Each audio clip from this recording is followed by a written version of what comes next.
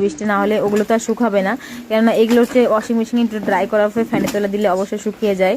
কিন্তু আর কাঁথাগুলো যদি সকাল থেকে একভাবে বৃষ্টিতে ভিজতেছি, এটা কিন্তু আমার জন্য বান্দা ছিল। ততক্ষণ 2-3 বার করে এরকম পায়খানা করছে আর আমি জল দিয়ে ধুতে আছি আর ফিনাইল দিতে আছি।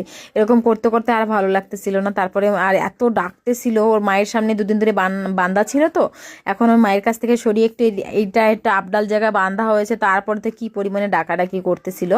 পরে আমি অবশ্যই বাছুরটাকে তার মায়ের কাছে দিয়ে, মানে মায়ের সামনে গোল ঘরে নিয়েই বাঁধে রেখে দিয়ে আসছি যে তুই থাক বাবা, বৃষ্টিতে ভেজে যা কর থাক। এত অসহ্য আর সহ্য হয় না, মানে এত জ্বালাচ্ছিল আর কি।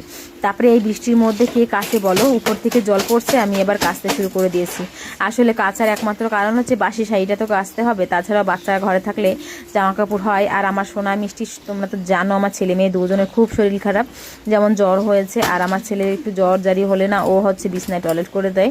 তো সেই জন্য আমার হচ্ছে এই জামা প্যান্টগুলো দিতে হচ্ছে আর কি। তো অনেক দিন মানে এই বৃষ্টির মধ্যে কি পাগলের মতো জামা কাপড় কাছে বলো, আমাকে কাচতে হয়, কি করব বলো। বাচ্চা কাচ্চা ঘরে থাকলে কত রকমের সমস্যা হয়। আর সব কিছু তো, আর এইগুলো যদি কেচে ধুয়ে না দিই না, ওই যে যেহেতু বৃষ্টি হচ্ছে না, পুরো গন্ধ হয়ে যাবে। যেহেতু ছেলে অনেক বড় হয়ে গেছে, তারপরেও যদি বিছনায় টয়লেট করে তাহলে বুঝতে পারো তো কীরকম অবস্থা হয়, আর গন্ধ হয়ে যায়। তো সেজন্য আমি চাই না যে স্মেলগুলো খারাপ হোক আর জামা কাপড়গুলো ঘরে গন্ধ বলো। আর কাঁথাগুলো মানে ফ্যান চালিয়ে শুকিয়ে দিয়েছি, বাট ওই কাঁথাগুলো এখন আর ইউজ করবো না, যে কাঁথার উপরে মানে টয়লেট করেছে তো সেগুলো রেখে দিয়েছি। ওগুলো হচ্ছে একটু খরা বৃষ্টি না হলে ওগুলো তো আর শুকাবে না, কেননা এগুলো হচ্ছে ওয়াশিং মেশিনে একটু ড্রাই করার পরে ফ্যানে তোলা দিলে অবশ্যই শুকিয়ে যায়। কিন্তু আর কাঁথাগুলো যদি আমি ধুতে যাই তাহলে কিন্তু ওগুলো শুকাবে না, ওগুলো হচ্ছে রোদ্দুর উঠবে, তারপরে যেয়ে ওগুলো ধুয়ে দেবো আর কি।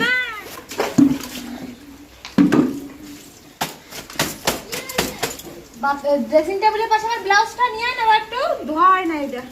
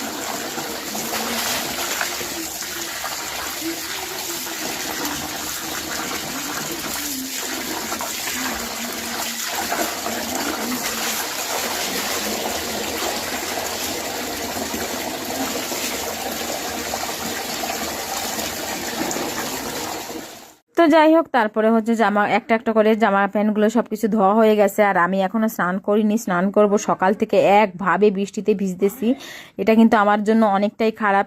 যেন মানে যেহেতু আমি 2 দিন আগে অসুস্থ শরীর নিয়েছিলাম, তো চোখ মুখ তো দেখেছিলে চাইনিজের মতন হয়ে গেছিলো, ছোটো ছোটো চোখ হয়ে গেছিলো ফুলে ফুলে। তো সের জন্য আমি হচ্ছে আজকে এইভাবে আর কি করতেছি, তাড়াতাড়ি করে করতেছি, যাতে করে আমার মানে ঠান্ডা না লাগে। ভিজা গায়ে সকাল থেকে একভাবে কাজ করতে থাকলে ঠান্ডা তো অবশ্যই লাগার ভয় থাকে আর কি।